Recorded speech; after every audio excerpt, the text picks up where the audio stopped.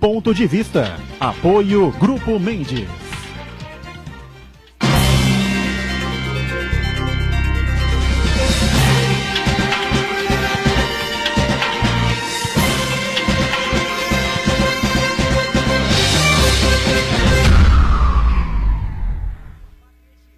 Olá, está começando aqui mais um Ponto de Vista, você sempre com a gente aqui nesse horário da 1h30 da tarde, horário do almoço, a tradição do debate político e, claro, das discussões aprofundadas dos temas, né, que formam aqui a pauta da cidade, da região metropolitana e os assuntos de interesse nacional também, não é? Sempre diversos e, lamentavelmente, pautados aí nas questões judiciais, né? Só se ouve falar no STF, no STJ, não é?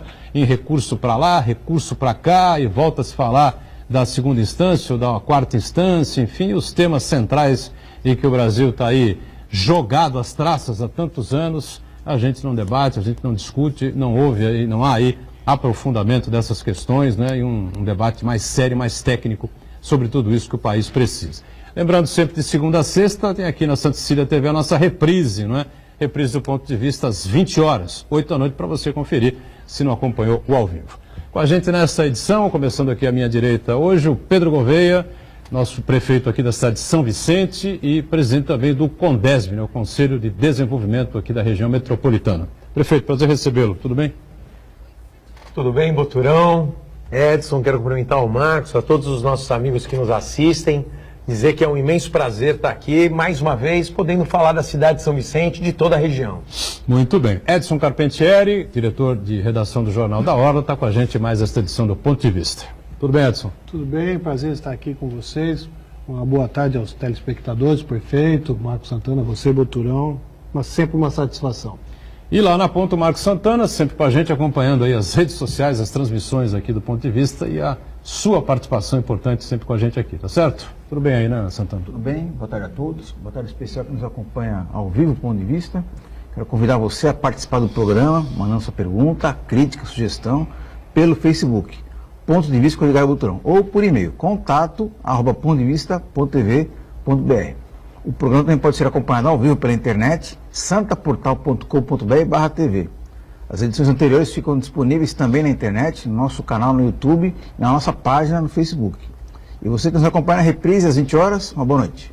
Pois é, boa noite sempre para você que está na reprise também com a gente, e sempre lembrando que o programa ao vivo acaba 1h30, aliás, acaba 2h30, e a reprise só começa às 8h, né? E muita coisa acontece no país nesse meio tempo aí, o que é lamentável, né? Mas eu acho que o pior, né, o prefeito, é que realmente só se fala nas alianças, possíveis alianças, P para cá, P para lá, M daqui, S dali e tal, e questões judiciais, como é que se tira o Lula da cadeia, se não se tira o Lula da cadeia, se vai para a quarta instância, se não vai para, fica na segunda instância, recurso para lá, recurso para cá, e ninguém fala de um projeto para o país. Eu acho que nós estamos realmente uma pré-campanha muito pobre, viu? Boturão, todas essas alianças, né, que começam agora a ser desenhadas, elas precisam ser muito bem avaliadas, né, precisam ser muito bem olhadas aí pela população, porque nós sabemos que existem muitas alianças que acabam trazendo prejuízos dentro de um programa de governo, dentro de uma proposta de campanha. Agora existem outras alianças que são muito saudáveis. Eu sempre tive um posicionamento de que as alianças, quando prevalece o bom senso e o interesse público, elas são saudáveis, elas são positivas. Eu dou o exemplo das alianças que fiz para governar a cidade de São Vicente. Nós tínhamos lá 15 partidos que estavam conosco, que permanecem conosco, que governam com a gente e que estão conseguindo trazer resultados positivos para a cidade. Eu costumo dizer que a água não se mistura com azeite. Então nós temos que trabalhar em cima das nossas convicções. A cabeça de chapa tem que ter essa autonomia, essa autoridade sobre o grupo de alianças que é feito para que possa conservar e preservar a sua intenção, a origem daquilo que é a proposta da sua candidatura. Agora existem muitas alianças aí que nós sabemos que já são conhecidas de tantas outras eleições que se juntaram e que fizeram um monte de coisas erradas aí, Brasil afora. Mas o prefeito Pedro Gouveia, quando era vereador, né, participava algumas vezes com a gente aqui do programa anterior aqui na casa, enfim, e o Pedro era declaradamente, desde o primeiro dia, né, do prefeito anterior, né, prefeito Billy, era um vereador de oposição. Deixou clara a posição dele, enfim, e participava com a gente do programa, apontava, né, o dedo para uma série de problemas, uma série de dificuldades, uma série de erros que ele não concordava, que ele batia na Câmara, enfim, né, e colocava o que era feito anteriormente e o que era desfeito naquela gestão e que ele gostaria de mudar de uma forma. Está faltando essa coisa, o Edson. Ninguém fala de Brasil, ninguém fala de país. Educação jogada, enfim, o que as pessoas pensam? Algum fala em refundar o país, outro fala em prender todo mundo, tem que os corruptos têm que ter todo preso. Isso é muito bonito. Eu chego em casa, fico de frente do espelho e falo também. Sabe? Agora. Eu acho que nosso grande problema hoje é que o país vive uma crise moral. O maior problema do país hoje é a crise moral que a gente enfrenta, não é? Quando a gente vê o Partido dos Trabalhadores, eles falam em erros. Tudo bem, erro é uma coisa. Assalto ao erário é outra coisa muito mais grave. E o PT comandou aí, e junto com seus sócios, né? O PMDB e outros partidos, PP, outros partidos que apoiaram, um esquema de saque ao país. Está provado, isso não sou eu que estou dizendo, está amplamente provado. Tanto é que o Lula está na cadeia, o Zé Dirceu vai voltar para a cadeia, o Palocci está na cadeia. Os principais líderes do PT estão presos ou em vias de serem presos. E outros partidos também. O amiguinho do Lula, que o Lula disse que se tivesse o título de eleitor, gostaria de mudar o título para o Rio para votar no Cabral. Vocês esqueceram disso? O maior assaltante do país é o Cabral. O Lula disse que era um homem íntegro que queria votar no Rio para votar no Cabral. Então nós temos uma crise moral que atinge todos os setores. Chega lá no Supremo, a gente vê que querem mudar o jogo para soltar os bandidos de estimação. Então a situação está complicada, viu? Bastante complicado. A única saída para o Brasil é investir na educação. Mas a gente chegou num ponto que não existe grandes líderes no país capazes de fazer isso. Eu lembro da eleição americana, lembra do Nixon, quando o Kennedy falou: você compraria um carro usado desse cidadão? Matou, quer dizer, matou com um vigarista. Como é que você vai votar num vigarista? E o país hoje parece que aceita isso. Tanto é que se tivesse eleição hoje, o Lula sai na frente. Depois de tudo que ele fez, é o candidato preferido. Quer dizer, alguma coisa está errada com o povo brasileiro. E ganharia todo mundo no segundo turno, ainda o segundo... Alguma coisa está errada. Ou então... É verdade. Mas é que fica aquele recall, né, do governo que ele fez, né? A situação era muito favorável, enfim, né? Crédito para todo mundo. Quem não tinha leite em casa, de repente passou a comprar passagem aérea, né? Final de semana saiu uma reportagem na Folha de São Paulo falando, 2 páginas da Folha falando em relação à candidatura do Lula e por que votariam no Lula. E lá tem 10 pontos que as pessoas que dizem votar no Lula se justificam dizendo que, primeiro ponto deles, foi o principal político que defendeu os interesses sociais da população, foi o político que mais trouxe benefícios sociais, tal. É o que está na cabeça das pessoas. É verdade. É o que está na cabeça das pessoas. Infelizmente, essa ordem de valores, essa inversão de valores hoje, Edson, ela é muito grande. É por isso que o tráfico de drogas domina, porque eles fazem coisas pela comunidade que o poder público não faz. Exatamente. Isso é uma grande demonstração dessa inversão de valores. Não dá para você criticar. Não dá para a gente justificar. Nem criticar a comunidade. Não tem condições, não tem condições. Mas não tem o menor cabimento, né? A gente imaginar que, assim, a gente tem que esquecer tudo o que aconteceu, todas essas coisas que a gente está vendo nos noticiários da TV, dos jornais, simplesmente porque o camarada criou benefícios sociais e bolsas disso, bolsa daquilo. Então a gente chegou o momento que a gente precisa fazer essa reflexão. Acredito que a sociedade, ela está muito atenta a isso, ela está de olhos abertos, ela está acompanhando bastante. Acredito ainda que esses números de pesquisa ainda são resultado desse recall. Não é a realidade, não é a realidade do país. A gente ouve muito as pessoas criticarem, falarem. Acho que ainda isso não passa a veracidade daquilo que nós estamos vivendo. Prefeito, hoje eu recebi pelo WhatsApp uma mensagem que eu acho que mostra bem a diferença. Se não me falha a memória, é do tenista Nadal. Ele deu um saque tão rápido e a bola foi para fora, mas ninguém percebeu e deram ponto para ele. Ele pegou a segunda bola para fazer o segundo saque. Aí todo mundo falou, não, o ponto foi seu. Ele falou, não, a bola foi fora. Ele disse, a bola foi fora, tirou o ponto dele mesmo. Isso é uma tradição entre os tenistas. Integridade. Né?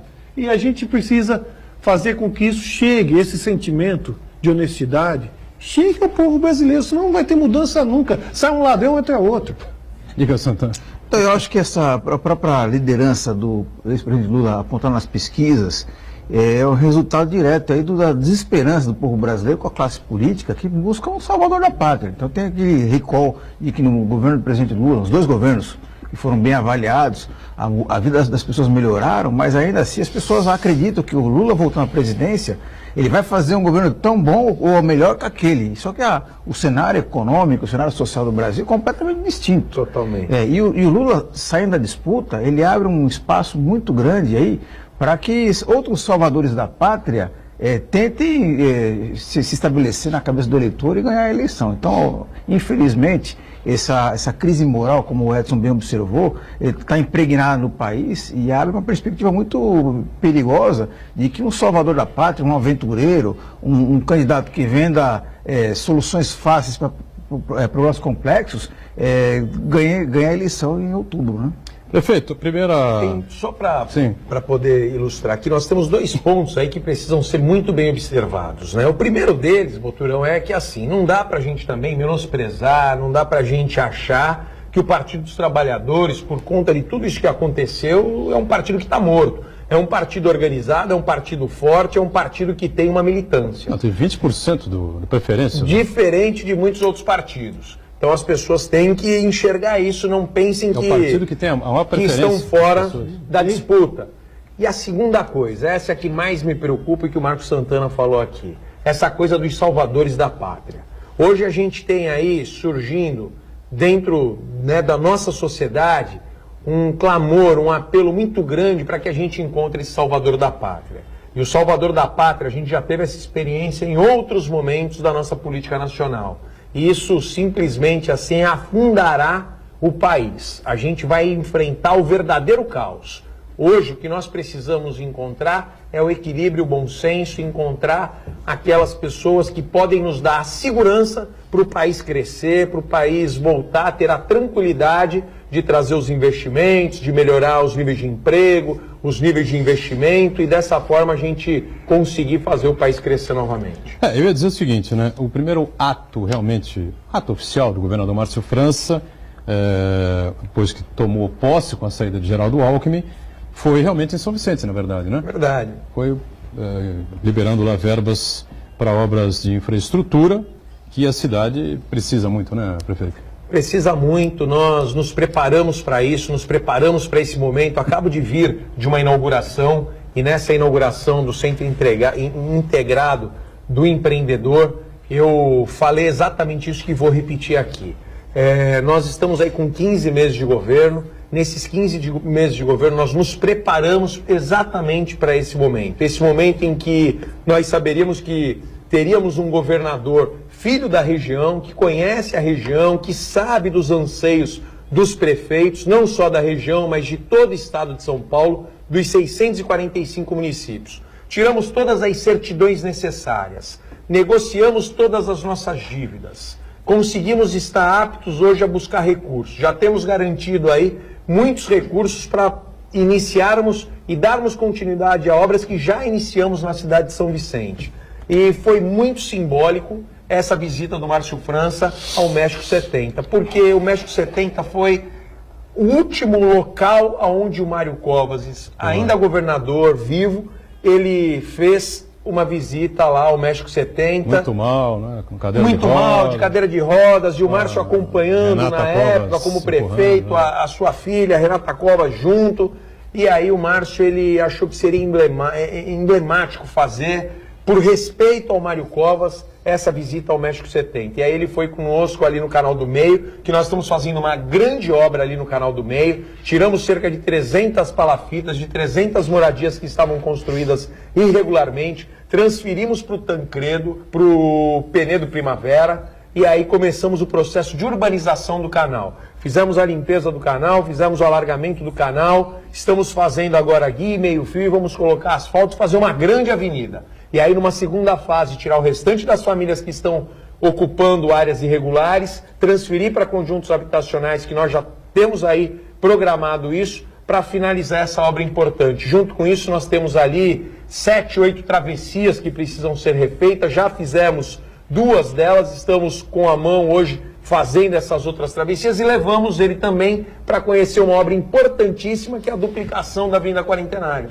Essa obra toda tem um planejamento, o quê? Até o fim do governo? De um ano, só? de 12 meses eu quero finalizar as 2 obras. É que são obras que elas têm fases. Por exemplo, essa do México 70 tem 2 fases. A do Quarentenário, da Avenida do Quarentenário, ela tem 3 fases. Ela tem uma primeira fase até a Rua 13, depois até a Avenida Ulisses Guimarães e depois até a divisa com o Parque das Bandeiras e Samaritá. Então a gente tem a projeção aí de em um ano a gente conseguir terminar isso. Mas nós temos hoje, já com ordem de serviço, mais de 40 ruas na cidade de São Vicente que terão o início da pavimentação. Já tem algumas que estão sendo feitas, como a Minas Gerais, ruas na Ponte Nova, no Quarentenário, começamos a Castelo Branco, começamos também a Antônio Pedro de Jesus, enfim, tem uma série de obras aí programadas que estão em andamento, limpeza da cidade. A gente conseguiu colocar um ritmo agora muito importante, muito dinâmico, para que a gente possa avançar no sentido de ter uma cidade melhor, uma cidade que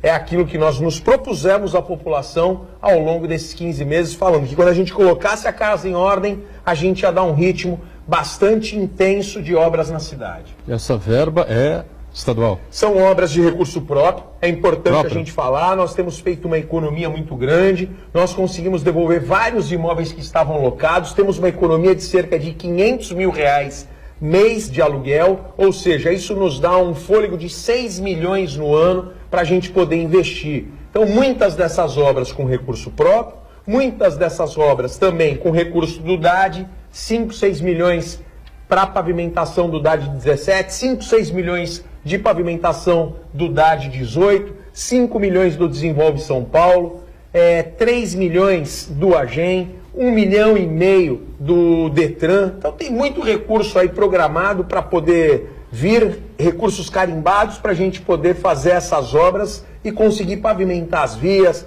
fazer obras importantes. Quero até o meio do ano entregar o centro de convenções, a rodoviária, todo aquele complexo que nós nos comprometemos e que tanto critiquei aqui enquanto vereador, que estava abandonado, sucateado ali na entrada de São Vicente, né, no Y, ali onde que faz divisa com Praia Grande, na Imigrantes, no Bitaru, para que a gente possa fazer ali um espaço melhor, que a gente possa urbanizar aquela área toda. Diga, Carpentieri. Eu acho que isso é muito importante para São Vicente, que é uma cidade pobre, a gente vê essa retomada, né?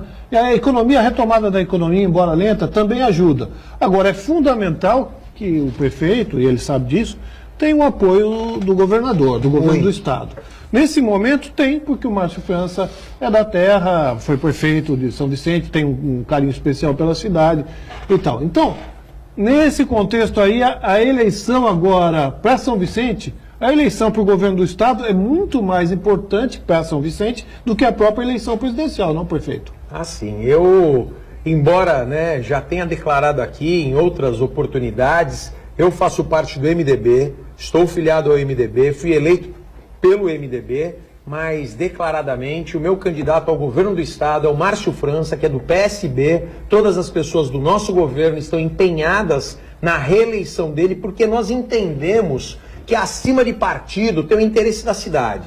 E o interesse da cidade, o interesse da região, do estado nesse momento, passa pela recondução do Márcio França ao governo do estado. Eu concordo plenamente, acho que é absolutamente correta essa colocação do Pedro Gouveia, não é? Porque vai falar o quê?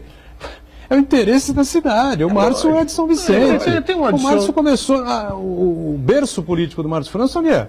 É em São Vicente. Foi vereador 2 vezes, foi prefeito da cidade 2 vezes, foi eleito deputado com uma votação fantástica na cidade. É claro que os olhos dele brilham um pouco mais por São Vicente. O que a gente falou no começo, o prefeito estava falando aqui da questão moral, de integridade. Eu não quero nem julgar a breve passagem do Dória pela Prefeitura de São Paulo. Isso é um problema dele, do paulistano, que rejeita a saída. Que ele vai responder tudo por bem, isso. vai responder por isso. Agora, o que me chama a atenção, eu estive na posse do Márcio França, lá no Palácio dos Bandeirantes, depois daqui no encerramento do seminário, do evento dos municípios, Congresso dos Municípios, e eu assisti com atenção ouvi com atenção os dois discursos do Márcio França. Me chamou principalmente a atenção a questão da lealdade. A lealdade faz parte da integridade, faz parte do caráter. Se você não é leal ao seu parceiro, ao seu amigo, à sua esposa, à sua família, à sua cidade, quer dizer, ao seu país, você vai esperar o quê? Quer dizer, o Dória, ele foi eleito pelo Alckmin num esquema. Ele sabia, olha, é o seguinte, o nosso projeto político, não o esquema, o projeto político é Alckmin presidente. Você topa, nós vamos te ajudar a eleger você prefeito. Foi eleito no dia seguinte, já estava conspirando contra o padrinho político. Querendo ser presidente, queria ser qualquer coisa menos aquilo que ele era. Então, se o cidadão trai o padrinho político dele, na noite o que ele vai dizer para o eleitor? Uma noite de núpcias. Lamentável, né? Então, eu acho que isso, eu não quero nem entrar no mérito se ele foi bom ou mal para o prefeito em 13 meses. Até porque é difícil fazer uma avaliação em 13 essa questão meses, da lealdade, eu acho que deve ser avaliada. A gente pode avaliar, sim, o comportamento. É preciso ser avaliado. Doutorão, eu tenho falado, as pessoas às vezes, Pedro, pela proximidade com o Márcio, por você ser cunhado, por ele ter sido prefeito da cidade de São Vicente, não é só isso. Eu estou falando de uma forma geral para os prefeitos. De uma forma geral para os prefeitos, a gente respeita o posicionamento de cada um dos prefeitos. Claro. Mas vou te falar uma coisa aqui, Boturão, com toda a sinceridade do mundo. Eu sou fã de carteirinha do Geraldo Alckmin. Sim. Acho que é um camarada íntegro, honesto, correto. Tem seus defeitos? Tem. Todos nós temos defeitos. Mas quando a gente coloca na balança, ele tem muito mais acertos do que erros. É um camarada que a gente precisa respeitar muito. Agora, vamos lá. Quando que eu tive a oportunidade de passar a mão no telefone e falar com o governador? Qual dos prefeitos aqui da região tinha o telefone direto do Geraldo Alckmin que podia ligar para ele? A não ser o Paulo Alexandre, que foi secretário dele e que tem uma relação muito bonita com ele e que a gente respeita. Veja, eu fui lá semana passada falar com o governador, estava lá o Ademário, prefeito de Cubatão. Quando que qualquer um dos prefeitos aqui tiveram momentos lá de despachar com o governador diretamente? Ou seja, o Márcio faz isso diariamente com todos os 645 prefeitos. Não é o Pedro, não é o Paulo, não é o João, são todos os prefeitos, porque o Márcio respeita muito a classe política, respeita muito os prefeitos, sabe dos problemas dos prefeitos, quer ajudar, quer utilizar a criatividade para quebrar essa barreira da burocracia que muitas vezes impede da gente conseguir buscar um recurso lá de 50 mil reais. Você conseguir tirar 50 mil reais do Estado lá, é uma dificuldade, é um parto, é uma burocracia, é um desafio para a equipe técnica. São 4, 5 processos de 200 folhas para você tirar 50 mil reais. Então a gente precisa quebrar essa burocracia, a gente precisa fazer um trabalho que a gente tenha esse acesso ao governo do Estado. E o Márcio França, como governador, vai fazer isso. Vamos quebrar essas barreiras. Já está fazendo, aliás, né? Está fazendo. Foi lá em São Vicente, fez uma visita, falei da minha dificuldade ali, porque não estava em nenhum plano dos que eu já consegui anteriormente colocar São Vicente para ter esse recurso. Ele falou, o que você precisa aqui? Preciso de tanto, vamos assinar um convênio. Foi, anunciou lá 1.700.000, 2 milhões lá, para a gente fazer a obra de pavimentação ali da Avenida Quarentenário. Veja, é isso que a gente precisa, de coisas práticas. A gente tem que dar praticidade à engrenagem pública, porque caso contrário a gente fica aqui tropeçando, passam 8 meses, 9 meses, acabou o governo, não fizemos absolutamente nada. 4 anos passam muito rápido, já estou há 15 meses no governo, passei 15 meses resolvendo problemas do passado. Agora chegou a hora da gente olhar para frente, trabalhar muito, com o apoio do governo do Estado. O intervalo, a gente volta já com a sequência aqui do Ponto de Vista, rapidinho.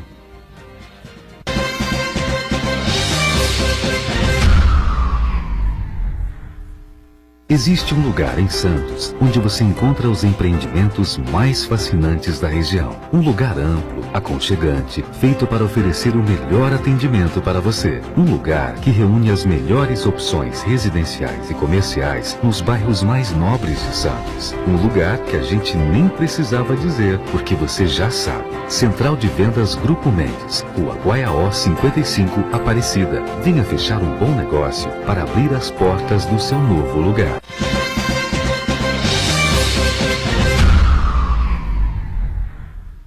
Muito bem, sequência aqui do nosso ponto de vista, o Pedro Gouveia está conosco, prefeito de São Vicente, presidente do Condesb, Edson Carpentieri, o Santana já com algumas participações, é isso? Isso, registrar a participação da Mariana Amaral de Souza.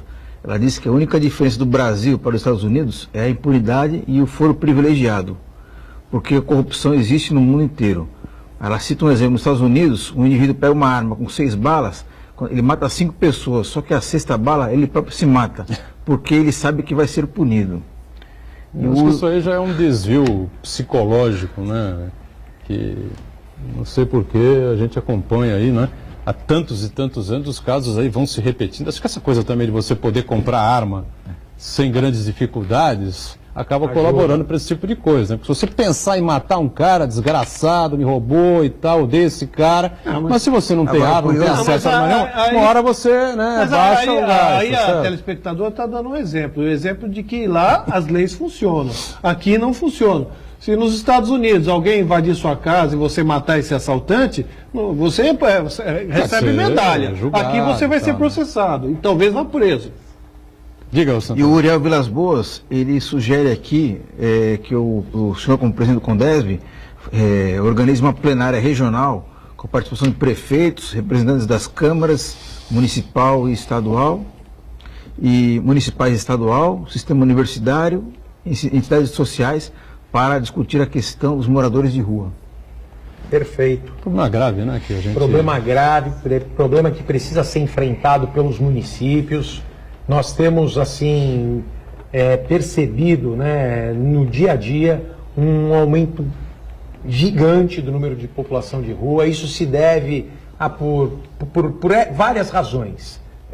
A gente sabe que a questão da economia, a questão social do país, isso tudo tem levado as pessoas a morarem na rua. Mas nós temos, diante dessa população de rua, um número muito grande de usuários de droga, de dependentes químicos, de pessoas com problemas com drogadição, e que a gente precisa enfrentar isso. Eu tenho insistido em relação a esse trabalho. Na cidade de São Vicente, nós, ao longo desses 15 meses, já abrimos lá 3 equipamentos de acolhimento, casas de triagem, casa de recuperação. Nós estamos agora nos programando para montar um programa para a mulher, especificamente, porque também tem aumentado muito o número de mulheres com problemas com drogadição, e isso precisa ser enfrentado de maneira regional. Então, uma excelente proposta do Uriel para que a gente possa levar através do Condesb, possa fazer essa discussão, possa buscar uma solução conjunta, buscando apoio do governo do Estado. Existem programas no governo do Estado que podem nos atender, que podem, né, ser exemplo para que a gente consiga minimizar a dor dessas pessoas que estão nas ruas. Pois é, situação crítica, né, complicada com relação ao morador de rua. E tem aquela coisa, né, você não pode dizer para o cara, vai para casa, vai para o nosso abrigo. Volta para sua vai cidade. Se quiser, né? Tem que ter uma abordagem, né? Tem que ter uma abordagem, e essa abordagem tem toda uma técnica para que você faça o convencimento. Mas você não pode obrigar, você não pode colocar dentro de um carro e simplesmente levar para um abrigo. Esse é o grande desafio. A gente precisa muito também, até importante a gente falar aqui, Boturão, a gente precisa muito, as igrejas, as comunidades, as pessoas de bem, que querem fazer um trabalho de distribuição de sopão, de comida, procure a prefeitura para a gente fazer isso organizadamente. Porque não adianta ir numa praça e distribuir lá um prato de comida e virar as costas. A gente vai lá, a gente faz lá um trabalho, deixa lá uma palavra para a pessoa, deixa um prato de comida, mas você vira as costas, tem aquele resíduo da comida, tem as necessidades que a pessoa precisa fazer, tem o banho que a pessoa precisa, tem o local para a pessoa dormir. Ela vai continuar na rua, fazendo tudo isso na rua. nos procure a sua prefeitura, a prefeitura da sua cidade, procure o serviço social. Hoje nós criamos um equipamento na cidade de São Vicente que, se as pessoas quiserem fazer lá um dia na semana, um jantar, um almoço, a gente abre. Aí elas vão lá e fazem a distribuição para as pessoas. Eu estou com uma casa com capacidade para 15 pessoas. É uma casa pequena, uma casa tímida, um projeto piloto que a gente fez. Dessas 15 pessoas que a gente tem capacidade de receber, várias dessas pessoas, depois de 30 dias, eu já consegui convencê-las delas irem para uma casa de recuperação. E aí nós temos um programa, que é o Projeto Creres, que tem abrigado essas pessoas. Eu já tenho mais 6 pessoas que, ao longo desses últimos 6 meses, 5 meses que a gente inaugurou essa casa de triagem, foram encaminhadas para a casa de recuperação. Parece um número muito pequeno, mas veja, há um número, uma rotatividade muito grande na casa de triagem, mas quando você convence um, já é uma grande vitória. Então a gente precisa fazer isso, fazer esse trabalho conjunto com as igrejas, com a comunidade, com essas pessoas de bem que querem ajudar, que querem estender a mão para o próximo. Mas vamos fazer isso juntos para que a gente não tenha esse problema nas praças, nas ruas, que acaba incentivando a pessoa a morar na rua. Isso não ajuda, só minimiza naquele primeiro momento com um prato de comida. E a questão mas da esmola depois, também. aquela pessoa... A esmola também é um outro problema danado. A esmola também. Uma época eu me lembro que eu fiz um adesivo. Você sabe que sempre militei nessa área, sempre enfrentei esses desafios, esses problemas com vários projetos sociais e coloquei assim, ó, dê esmola, o traficante agradece. Porque muitas vezes esse dinheiro de esmola vai para a mão do traficante. É dinheiro para usar droga. Então a gente tem que estar consciente de que a gente pode ajudar de outras formas. Procure uma instituição séria, ajude uma instituição séria, estenda a sua mão, coopere lá, coloque lá a sua dedicação, o seu voluntariado para que você possa contribuir dessa forma, mas de uma maneira organizada.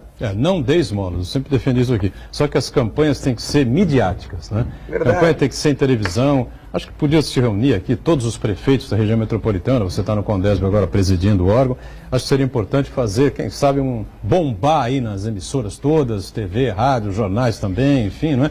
Essa coisa. Não dê esmola porque você ou está ajudando traficantes ou pelo menos não está colaborando com nada para que essas pessoas possam deixar as ruas Exatamente. e se entrar no processo de recuperação. Agora, eu acho que o grande problema da raça humana nos próximos anos vai ser como as pessoas vão trabalhar. O avanço tecnológico está tirando milhões de empregos no mundo. E eu fico assim, até abismado de ver lideranças sindicais discutindo com o patrão por 2% de reajuste. A questão hoje é outra. Se vai ter emprego daqui 5 anos, 6 anos. Bancário é uma categoria em extinção. Só em banco não tem mais, 2, 3 funcionários na agência. No porto acabou o emprego. Motorista de ônibus, os ônibus já começam agora sem motorista, motorista de táxi, os carros, todos sem motorista. E nos próximos anos, os advogados nos Estados Unidos não tem mais advogado, são tudo por computador. As empresas usam a internet para pegar todas as defesas pelo computador. Quer dizer, todas as categorias estão praticamente em extinção, uma ou outra. Até médicos, enfermeiras sendo substituídos por máquinas. Quer dizer, essa é a grande questão. Onde as pessoas vão trabalhar? Por isso que eu digo, nós estamos vivendo uma pré-campanha paupérrima, né, onde você não sabe o que é que cada candidato propõe, o que é que cada candidato pensa para arrumar a casa que está arrombada dentro do país, né, em todas as áreas praticamente, moral, com ética, como você disse, fundamentalmente, a educação, a saúde, o transporte, a segurança pública, toda essa coisa que diz respeito ao poder público, né? Que, aliás, precisa ser remodelado, né, prefeito? Alguma coisa precisa ser repensada, porque não é mais possível todo mundo, como disse o Edson, bom, não vai ter trabalho, todo mundo corre para a prefeitura, atrás de emprego, tá certo? Mas não é mais possível, né? Pelo menos ao olho nu assim. Não tem jeito. E cada vez mais você precisa enxugar a máquina pública, cada vez mais você tem que buscar essa eficiência com menos pessoas. Hoje nós temos aí a tecnologia como um grande aliado, mas nós temos que saber enfrentar esse problema de que muitas vezes a tecnologia vai vir e tirar muitas vagas de emprego, vai tirar as vagas do mercado de trabalho. Então nós precisamos enfrentar isso buscando o equilíbrio, fazendo com que a tecnologia sirva o poder público para que a gente alcance melhores resultados. Hoje a sociedade nos cobra isso, hoje não tem jeito, hoje a gente todos os setores, eu me lembro, existia um número muito maior de pessoas trabalhando. Hoje nós temos um número menor. Esses dias, o meu secretário de administração, o Quevedo, veio e me apresentou: Pedro, a gente, desde que você entrou na prefeitura, nesses 15 meses aí de governo, já perdemos 300 e poucos funcionários que aposentaram. E veja, nós sentimos na primeira semana, na segunda semana, na terceira semana o ritmo já está normal, a gente já está trabalhando e tal, porque muitas vezes a Não houve recontratações, reposições? Não houveram reposições, não houveram essas... Eu preciso agora fazer uma reposição na área da saúde. Na área da saúde a gente tem lá uma necessidade urgente de estar fazendo essas reposições, mas em outras áreas a gente percebe o quanto que lá atrás existia um número excessivo de pessoas trabalhando e que isso acabava onerando o poder público, os cofres do poder público. E que isso, obviamente, quando você precisa fazer mais com menos, você precisa começar a cortar. E muitas vezes você vê que, de fato, as pessoas sempre acabam esperando um serviço dentro da prefeitura. Serem acolhidas pelo poder público, né? E o que eu tenho feito e tenho batalhado com os nossos secretários, a prefeitura, ela precisa fomentar o desenvolvimento econômico da cidade. Ela precisa criar vagas de emprego dentro da cidade, com uma cidade pujante, com uma cidade em crescimento, com uma cidade que economicamente esteja viável. A exemplo do que nós estamos fazendo agora com o plano diretor. Estamos lançando o plano diretor, depois de 20 anos fazendo a revisão do plano diretor, quero em junho já ter o plano diretor aprovado na Câmara, para que a gente consiga trazer o desenvolvimento da cidade, para que a gente possa fomentar esse desenvolvimento, que a gente possa lapidar essas ações que muitas vezes estão adormecidas, que a gente precisa fazer despertar esse potencial da nossa cidade, seja no turismo, na construção civil e em tantas outras áreas. Tem alguma coisa nessa linha aí, Santana? Exatamente, o prefeito já até antecipou um assunto que eu separei para te abordar aqui, que é essa revisão do plano diretor. A prefeitura está realizando uma série de audiências públicas para debater essa questão com a comunidade, e a proposta da prefeitura prevê ações importantes para incentivar a atividade retroportuária, e no setor imobiliário, parece, construção de hotelaria e gastronomia, e também na parte industrial. Então eu queria que o senhor detalhasse um pouquinho, por exemplo, falar em atividade portuária em São Vicente, aonde se instalariam essas empresas, que tipo de atividade elas fariam? Como talvez uma das únicas cidades que tem um grande campo para ser explorado é a cidade de São Vicente. Nós temos a área continental lá com um alto potencial de investimento. Agora, obviamente que para isso a gente precisa fazer essas correções no plano diretor, a gente precisa dar condições, por isso que nós estamos investindo em muitas obras de infraestrutura, obras estruturantes, escolas, creches, pavimentação em vários lugares na área continental, porque nós precisamos preparar a área continental, que ainda tem uma grande possibilidade de receber essas empresas, para que a gente possa conseguir alcançar isso. Isso vai gerar emprego, vai melhorar a economia, vamos arrecadar mais, vamos conseguir fazer mais investimentos ainda, fazer com que a gente leve a construção civil. Existem áreas na área continental que estavam impedidas de receber alguns empreendimentos, nós estamos liberando essas áreas, vamos passar por todas essas audiências públicas, serão 7 audiências públicas. Ontem fizemos a primeira delas na associação comercial, junto com a OAB, vamos fazer várias outras em segmentos, depois vai para a Câmara fará mais 2 discussões, uma na área continental e uma na área insular, para que a gente consiga aprovar isso rapidamente, aí mexer na lei de zoneamento da cidade, para que a gente possa fazer os últimos ajustes e consiga trazer esses empreendimentos importantes para a cidade de São Vicente, que vão gerar, né, uma economia forte na cidade de São Vicente, que vão gerar emprego, que vão gerar novas riquezas, e dessa forma buscando, seja no turismo, na construção, seja na indústria, seja na questão portuária, que a gente possa alcançar esse sonho de todos nós de termos uma cidade com uma economia forte, com uma economia atrativa. E com relação à construção civil, havia uma dificuldade sempre muito grande em São Vicente, né? Porque a gente via a construção evoluindo aqui em Santos, crescendo bastante em Santos, nos últimos tempos, enfim. Depois, claro, deu uma parada por causa dessa crise enorme. Praia Grande, né? Cidade que tem muitos construtores, muita gente constrói em Praia Grande, inclusive prédios aí que foram reurbanizados por conta das novas construções, prédios bonitos, áreas bonitas, bairros, né, da Praia Grande ficaram muito bons, enfim. E São Vicente acabava ficando ensanduichado ali e a construção não investia em São Vicente, não sei se ainda se passa a investir a partir de agora, enfim. Quem sabe dessa forma aí a gente possa realmente ter uma possibilidade maior, né? Um plano diretor que não é revisto em 20 anos, obviamente que você deixa lá o gigante adormecido. Você deixa a cidade com seus potenciais, todos eles adormecidos, seja em qualquer um dos segmentos. Por isso que nós estamos fazendo 7 audiências públicas, cada uma delas buscando um desses segmentos, para que a gente possa apresentar as nossas ideias, apresentar a cidade e apresentar tudo aquilo que nós estamos possibilitando para que essas pessoas possam investir em São Vicente. Uma dessas audiências será especificamente com construtores.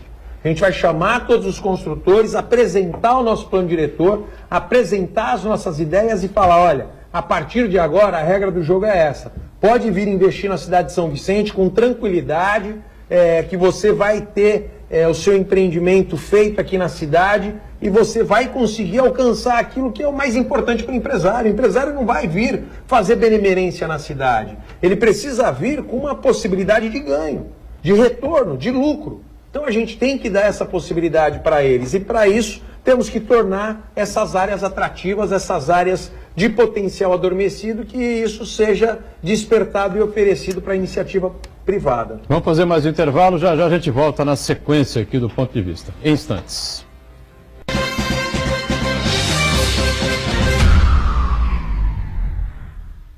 Existe um lugar em Santos onde você encontra os empreendimentos mais fascinantes da região. Um lugar amplo, aconchegante, feito para oferecer o melhor atendimento para você. Um lugar que reúne as melhores opções residenciais e comerciais nos bairros mais nobres de Santos. Um lugar que a gente nem precisava dizer, porque você já sabe. Central de Vendas Grupo Mendes, Rua Guaiaó 55, Aparecida. Venha fechar um bom negócio para abrir as portas do seu novo lugar.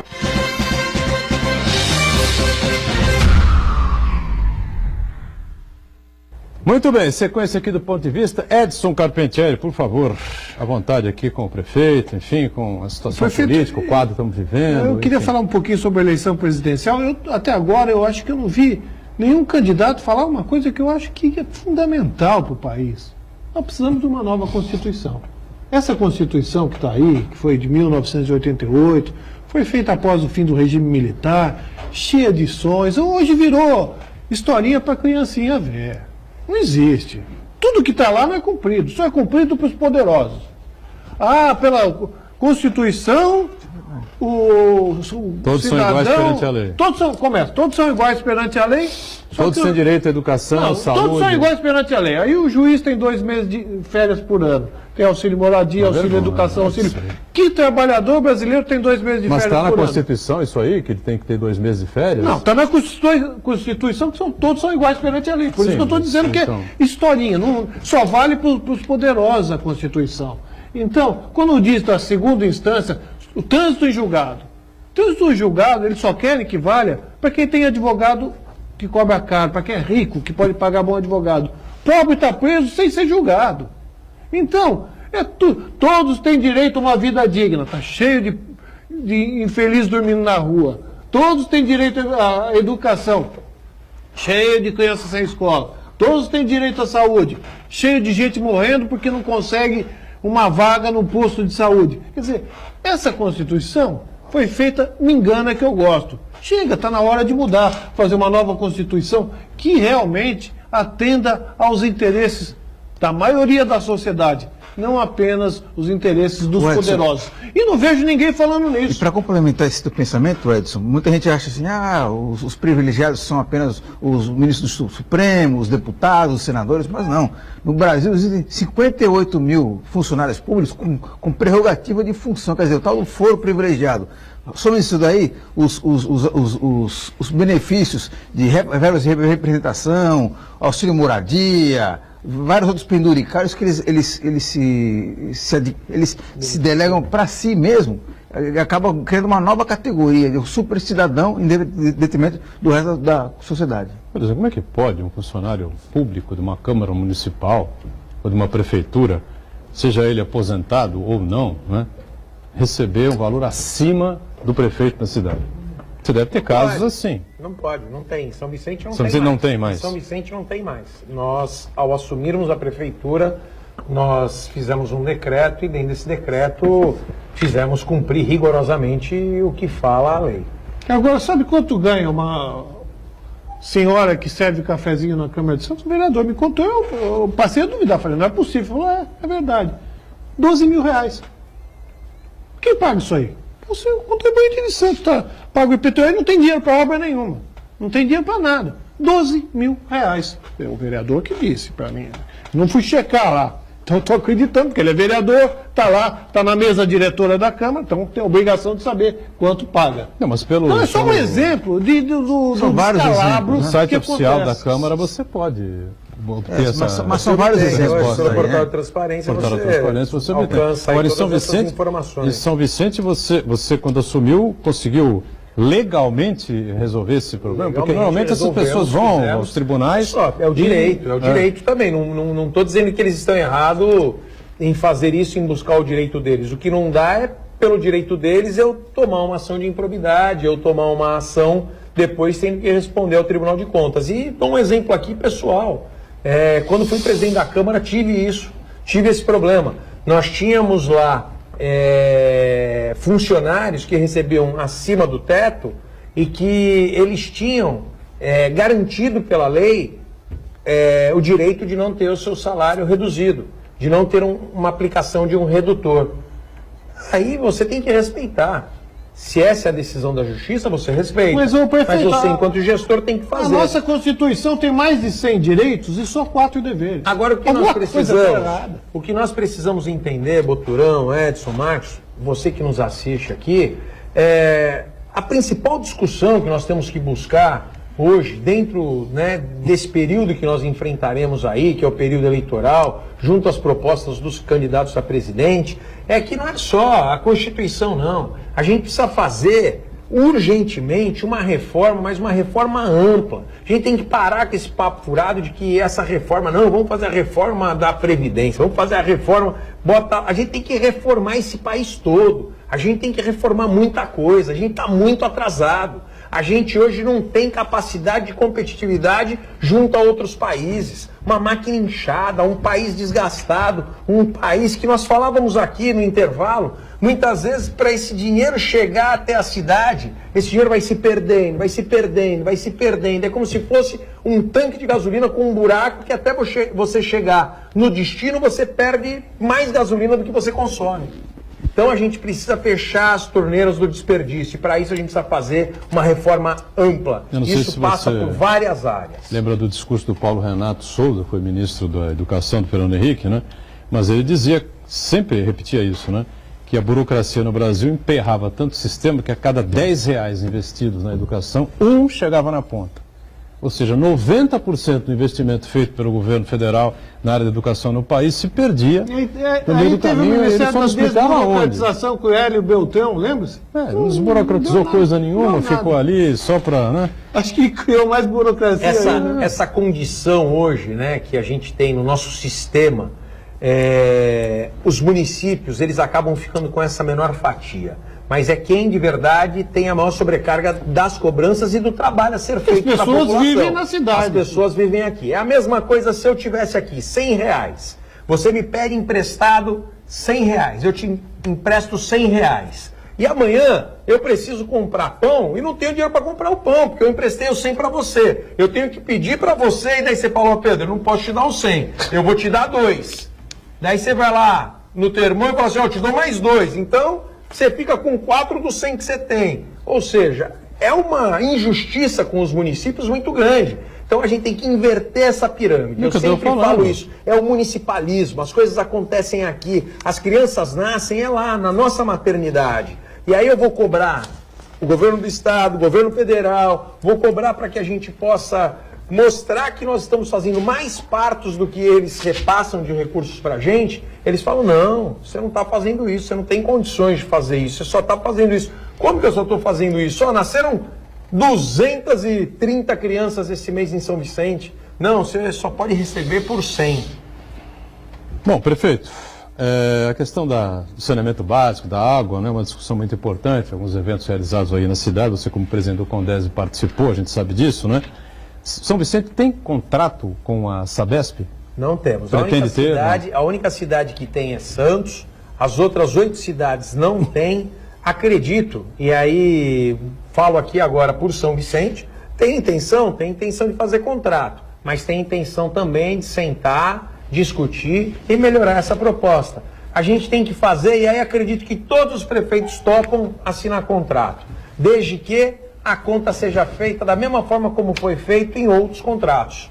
Ou seja, tem o exemplo de São Paulo, tem o exemplo de Santos, que a gente possa buscar algum recurso e que não fique só aquele olhar da empresa no investimento que vai capitalizar a empresa, que vai tornar ela cada vez mais viável economicamente. Ou seja, vai valorizar suas ações, vai valorizar o capital da empresa. Não, a gente precisa também ter um olhar social. A Sabesp precisa ter um olhar social para as cidades. E diante disso, é fácil.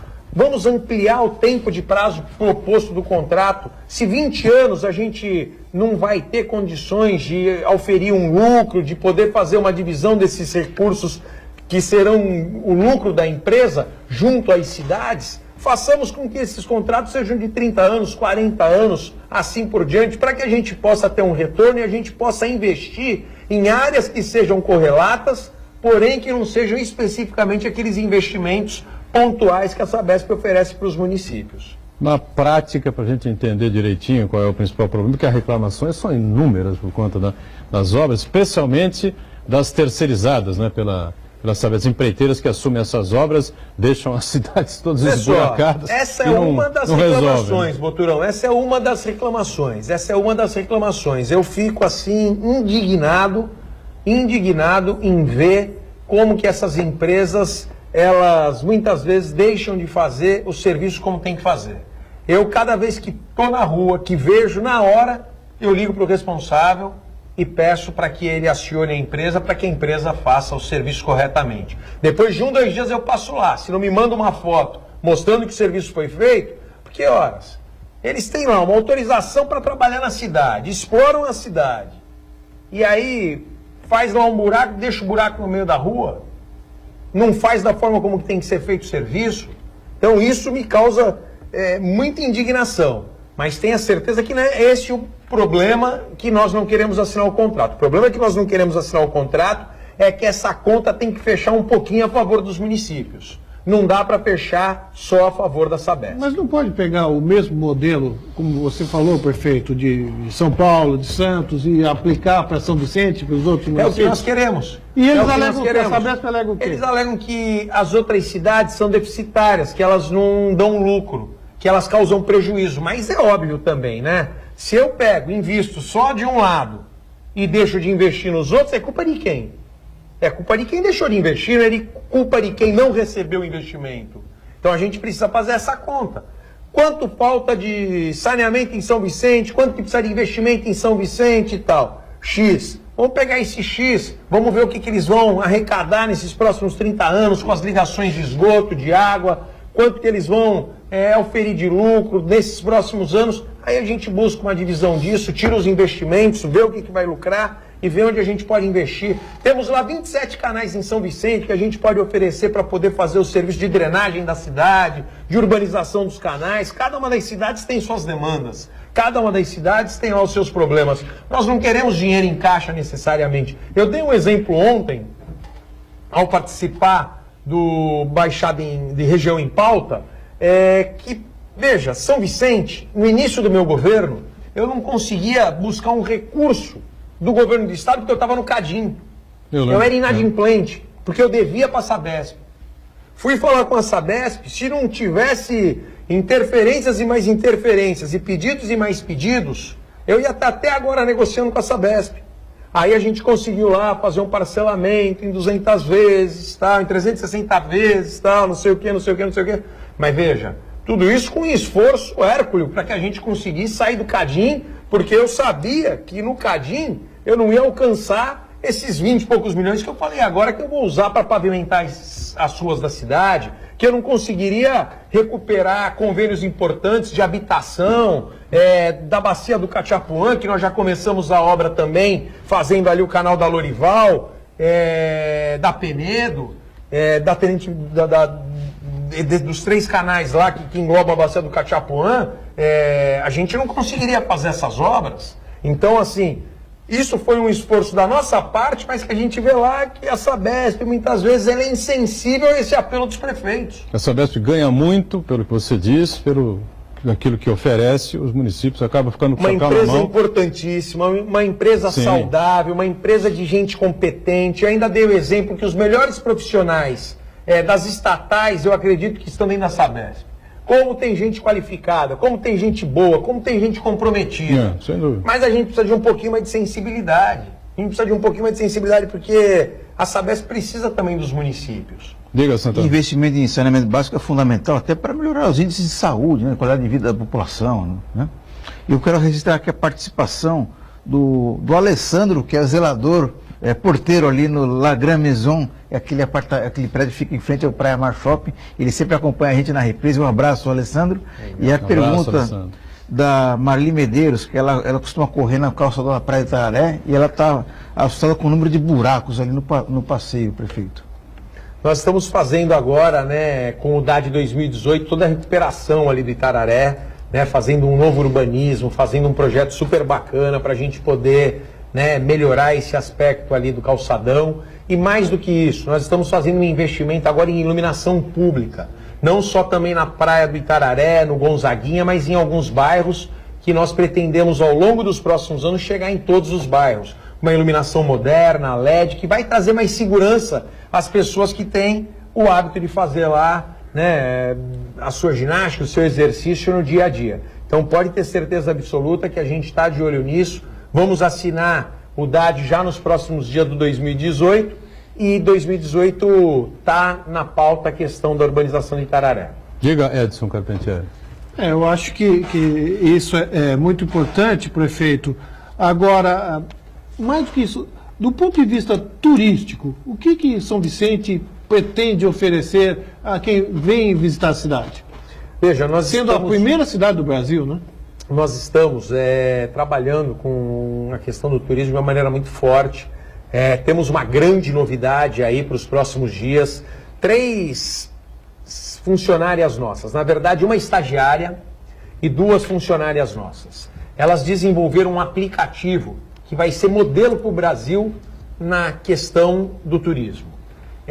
Vamos estar lançando já nos próximos dias aí, e isso vai auxiliar muito a questão do turismo, vai fortalecer muito o turismo na nossa cidade e na nossa região, porque vai ser um instrumento que outras cidades poderão também depois utilizar. A gente até quer levar essa proposta ao governo do estado, para a Secretaria de Turismo do estado, para que esse piloto aqui em São Vicente possa ser utilizado em outros municípios também. São Vicente tem uma característica única. Primeira cidade do Brasil, uma cidade que tem naturezas, né, tem belezas naturais lindíssimas e que a gente tem que explorar isso. São Vicente tem muitos equipamentos turísticos. São Vicente, talvez na região, seja a cidade que mais equipamentos turísticos tem. A gente precisa fortalecer tudo isso. Com o DAD 2017, com o DAD 2018, nós estamos fazendo uma recuperação em vários desses equipamentos, em várias vias de acesso turístico, e para tudo isso a gente está fazendo algumas ações. Nós estamos agora, hoje à tarde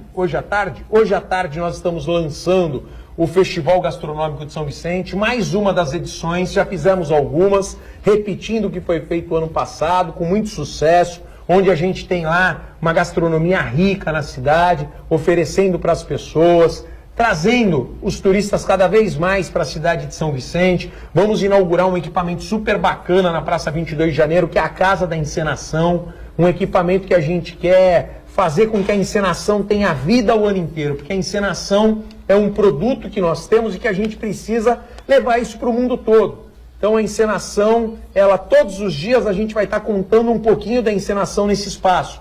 Vai ter ali uma exposição de figurinos, vai ter um filme curtinho de 10, 12 minutos da encenação e da cidade. As pessoas saem, elas podem adquirir um souvenir da encenação ou da cidade. Então, fomentando esses equipamentos turísticos que a gente vai dando condições para que os turistas venham e sejam bem recebidos na cidade. E principalmente formatando um produto regional. Eu acredito muito no turismo regional. O turismo só de Santos, só de São Vicente, só de Praia Grande, só de Cubatão, é um turismo ainda que não dá para competir com outros lugares. Então a gente tem que ter um produto regional. Para isso, o Santos Convention Bureau é muito importante. Para isso, as secretarias de turismo estão se organizando para que a gente possa cada vez mais, dentro da nossa região, fortalecer o turismo como uma ferramenta de desenvolvimento econômico. Vamos fechando aqui mais um ponto de vista. Eu queria agradecer mais uma vez a presença sempre importante do prefeito de São Vicente, Pedro Gouveia, né? Falando aí sobre a cidade, que mudou de cara, né? Mudou de mãos e mudou de cara, são novos ares, enfim, novas expectativas, né? E claro que com o governador vicentino, né? Ex-prefeito da cidade, ex-vereador da cidade, morador da cidade, as coisas podem andar melhor ainda para São Vicente, acho que para toda a região metropolitana isso é muito bom. Obrigado, viu, prefeito? Até a próxima. Agradeço, Boturão, um grande abraço, Edson, Marcos Santana, a todos que nos assistem aqui, prazer muito grande estar aqui. Beijo grande a todos. Obrigado ao nosso Edson Carpetieri, diretor de redação do Jornal da Hora, pela participação. Marcos Santana sempre conosco aqui, acompanhando as redes sociais, e a gente, junto com você, de segunda a sexta, sempre ao vivo, 13h, reprise aqui na Santa Cecília TV, às 20h. Obrigado. Tchau.